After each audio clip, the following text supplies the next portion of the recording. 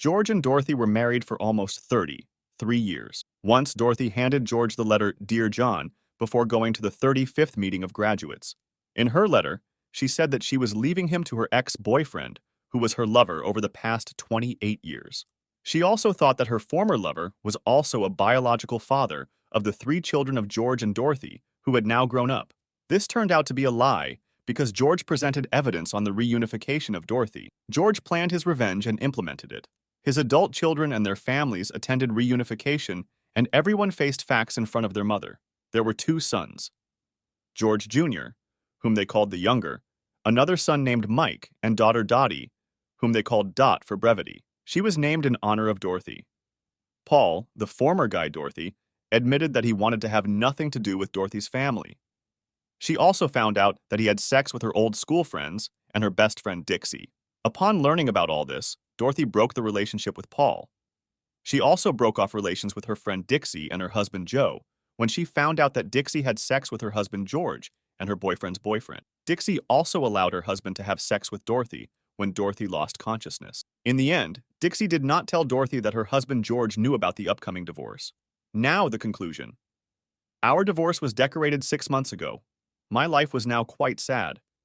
I spent quite a lot of time in the bar. I think I just want a company, people with whom you can talk. It was then that I began to realize that Dorothy and I really lived a life together. Maybe not the best, and certainly not the worst, but we were comrades.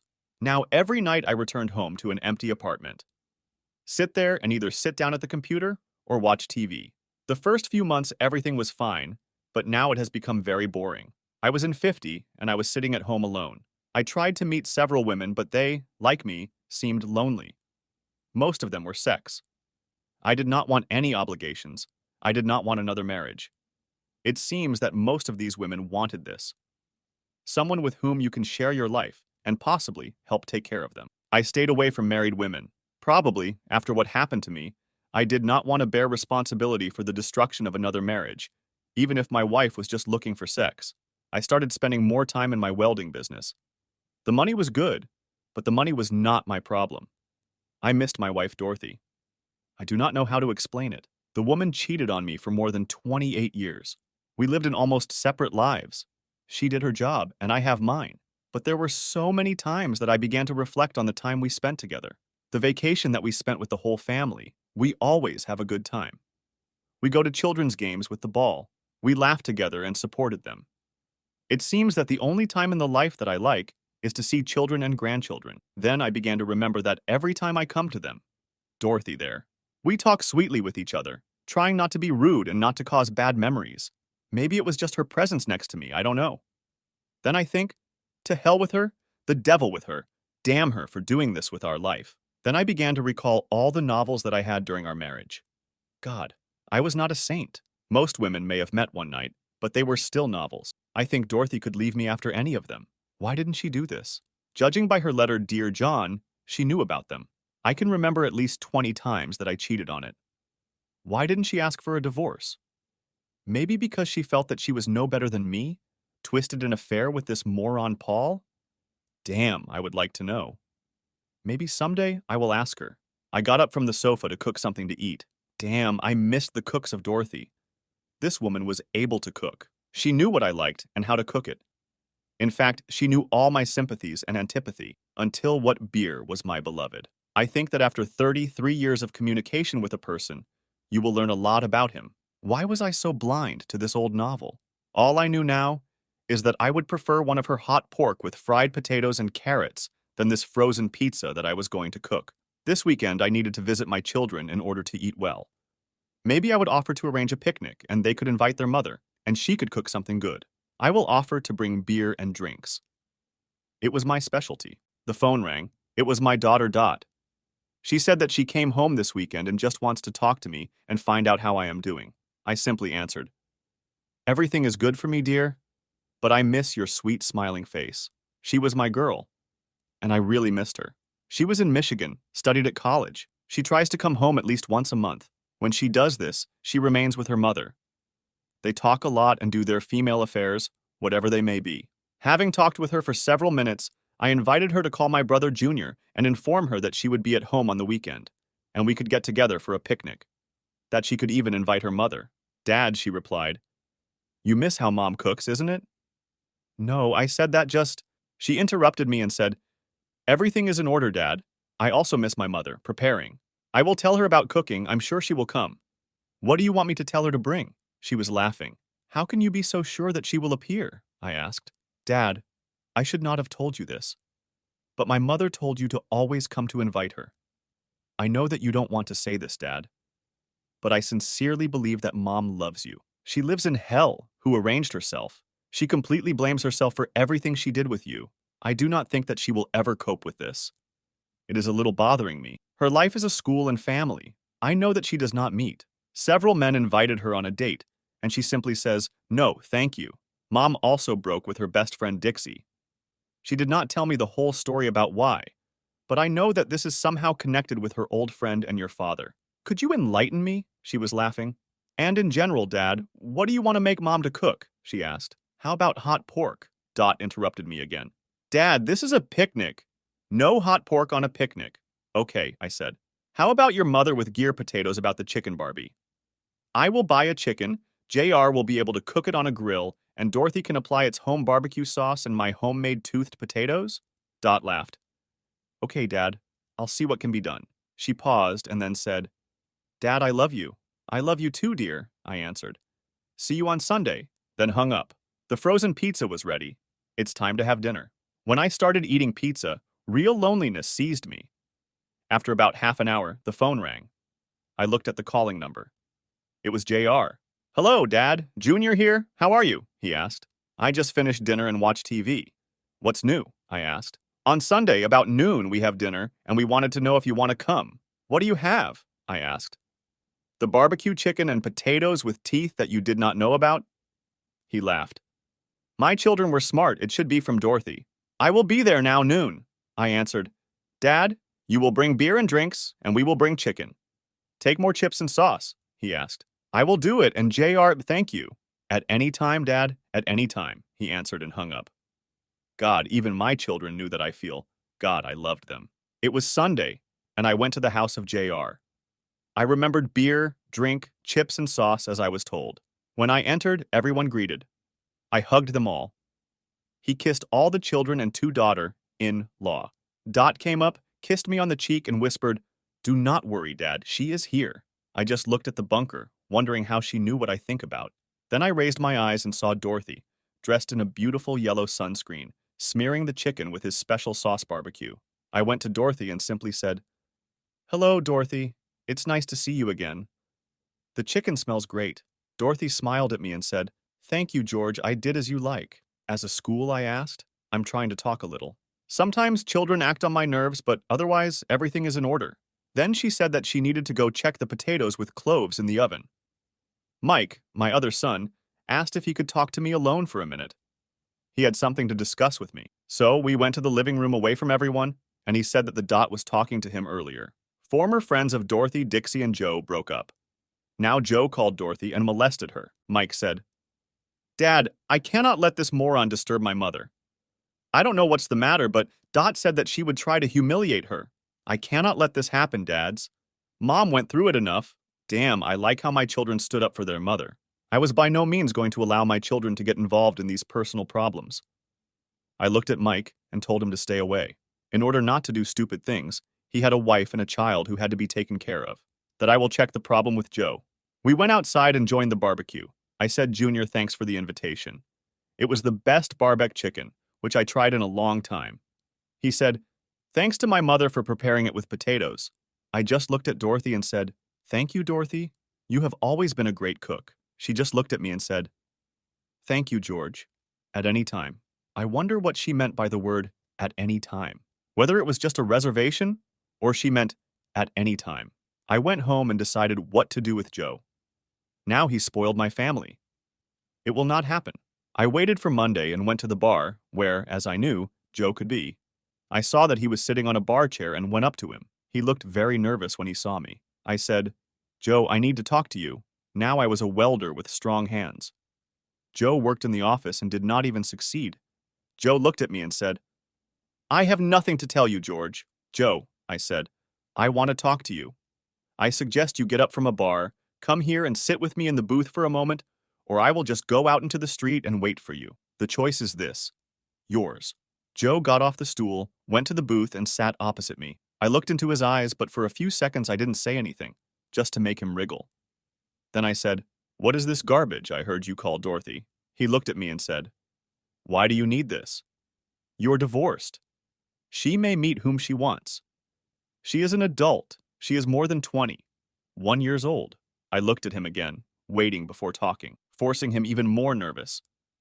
Now, as if stupid, I spoke in a very quiet voice so that only he could hear me. "I made a mistake, allowing your miserable ass to take possession of it as revenge. I never had to do this. You are not worthy enough to lick shit from her ass. You will call her again. You will apologize for any comments that you made to her or about her. Then you will tell her that you will never be, and I mean never disturb her again. If I ever hear that you called her or in any way slandered her, I will personally track you and put your miserable ass in a bag for corpses." I expressed myself clearly? He said, "Yes, I understand," in a quiet voice. Once again I looked at him and said, "I have not heard you." He said, "Yes, I understand and promise to never call her again and not to disturb. And one more thing. Call your Pedor's friend the Paul and give him the same message. This is not a threat, this is a fact. Next time, if I have to return, there will be no conversation. Do I need to break your hand or break my face now so that the message is loud and clear?" "No, George, I understand and transmit the message to the floor." I looked at him and said, "Call Dorothy as soon as possible. I do not want you to upset her anymore." Then I got up and went out the door. There was Thursday and I went to work. I and one of my employees worked in welding when an explosion occurred. When I woke up, I was lying on a hospital bed. There was one of my daughter-in-law, Lisa, and looked at me. She shouted, He woke up, and hugged me tightly. I asked her what happened. She said, "Last Thursday there was an explosion, and since then you are unconscious." "What day is today?" I asked. "Sunday," Lisa said. "You were unconscious from the evening of Thursday. We all took turns sitting with you in a 4-hour shift. Everything except Dorothy." Sadness seized me when she said that Dorothy never sat with me. I don't know why, I guess I just thought. When Dorothy entered the room with tears in her eyes. Then Lisa continued, "Everyone except Dorothy never went home. She stayed here in the room with you and slept in an armchair. We had to make her go home and she returned for an hour. She even canceled the sick leave at a school on Friday to just sit here with you. All this time, Dorothy was in the doorway and cried. I did not know what to think. Then Dorothy went to the bed, hugged me and said, 'With a return, George, we missed you.' When Dorothy stepped back, my whole family came up to me, hugged me and kissed me. Most of them cry. All these emotions made me cry too. Then the bunker came up to me, hugged and kissed, then said, 'We all missed you and love you, Daddy.' By the way she said this, I realized that she includes Dorothy. The doctor came in and told everyone to leave the ward. When my family left, Dorothy said, 'I won't go anywhere. He's my husband and I will stay here with him.' The doctors were taken back and said that everything was in order. 'Please just sit down,' and Dorothy sat in a chair. The doctor examined me and asked a lot of questions. I told him that the last thing I remember was an explosion, and then woke up a few minutes ago. The doctor wrote down in my map that I can probably go home the next day if all the tests are negative. The only thing he did not want me to be left alone. I need someone to be with me at least for the next few days. I had nowhere to go, I had to rest. It seemed that everything would be fine. He said that I have a concussion, but as far as he could judge, there was no internal bleeding. He said that I was very lucky. God gave me a second chance for life. They could easily kill me when I was thrown away from the explosion. Then he left the room, saying that the first thing he would go in the morning to check me. My family returned to the room, and Dorothy explained everything to them. They asked, who will stay with the dad? We cannot leave him alone. Dorothy looked at me, and then at the children and said, I will take my dad with me home for a few days until he gets better. He needs someone who will look after him. I called to school and allocate a week of personal time. He explained to the school about the incident and found free time without problem. I looked at Dorothy and said, wait a minute. Do I have no vote right about this? My whole family looked at me and said in unison, no. I just said, okay. Dorothy went out to talk to the nurses, and I asked JR about my business and Benny, my assistant at work. He said that Ben is all right. He was free from the accident. He called this in 911. When my mother found out that you were here, she took possession of your office and organized work for the weekend. She asked Ben to call her on Monday and make sure everyone has a job. She just took control of Dad under her control. She said that after 33 years of working with you, she knew enough about the business to see that the work was done. I know that she offended you, bad dad, but she is a great mother and a damn good woman. I can't tell you what to do, but she really loves you, Dad. We all know this, but we will observe everything you do. When my family left, nurses came and gave me medicine. My head was terribly ill. I went to sleep. I woke up early in the morning and saw Dorothy, sitting in a chair and watching me. She saw how I opened my eyes and asked if everything was all right with me. I asked her why she didn't go home with the rest. She simply replied, "Tomorrow we will go home, George," and I nodded back to fall asleep. The next morning, Mike and Jay were there to help me collect clothes, flowers, and postcards that I received while Dorothy examined me. She received all the information from the doctor about what to do in the next couple of days. My boys helped me get into Dorothy's apartment. I realized that I have never been there. She had a lot of our old furniture there. My favorite chair and sofa. My sons put me in a chair and fit my legs. They told me that they would see me later and left. Dorothy entered and asked if I was hungry. I told her that I could eat a sandwich and maybe a cup of coffee. She went to the kitchen while I was resting. A few minutes later, she entered the sandwich with ham and cheese, which I really liked. Swiss cheese, tomatoes, ham on a fried rye bread. She remembered my beloved sandwich. Also a cup of hot coffee, which was just tasted. She put the tray and put it all in front of me, turned on the TV on my favorite sports news channel, and left the room. Damn, I missed her, really. It seemed that only her presence in the house did everything better. What the hell is I going to do? I honestly did not know. After eating, I must dozed off. I remember how I dreamed. At least I thought in a dream about when Dorothy and I talked for the last time. I remember Dorothy said, "I remembered all of our 33 years. I can't say that there was love, and I can't say that it was not. We had a marriage, we had sex, we had a family. In our family, we both really loved our children. They knew this and kept it in their family. We worked well on their upbringing. Maybe there really was love between us. But for a long period of time, we simply did not work on it as it should. Maybe if we showed our feelings for each other, as we did to our children, it could have developed differently. I know that it's already too late for us, but the way you treated me last month, I think I began to believe that writing a letter in general could be a mistake. I sincerely believed that I was falling in love with you." She cried and said, "Isn't that a jug?" Then she wiped her tears from her eyes. Then I remember the doctor said, "I had a concussion, but as far as he could judge, there was no internal bleeding." He said that I was very lucky. God gave me a second chance for life. They could easily kill me when I was thrown away from the explosion. I woke up, and Dorothy took my empty tray and a cup and now sat and looked at me. "George, are you feeling good?" asked Dorothy. "George, I want to thank you for what you did for me." "What I've done?" I asked. Joe called and apologized for boring me. "I know you talked to him. I don't know who told you, but for me it was a great relief. He said that he would never bother me again." "That's not all, George. Paul called me and said almost the same thing." "I don't know how you did it, but I just wanted to say thank you. While we apologize, I have one for you, Dorothy. While I was with you in the belief mode, I allowed Joe to use you. Looking back, for me it was even low. If I could return this, I would have done it. I know what Dixie told you about this. This is what I should never have done. I think you shocked my cage too much." Then I said, "Dorothy, we still need to talk, but now I would like to relax a bit. George, I have prepared for you a dot room." She was very glad that you stayed here and offered my room. As you know, she had to return to college today, but she said that she would keep in touch and would probably come home to see you next time. Weekend. Dorothy helped me get up from the chair and go into the DOT room. I brought me medicines and I went to bed.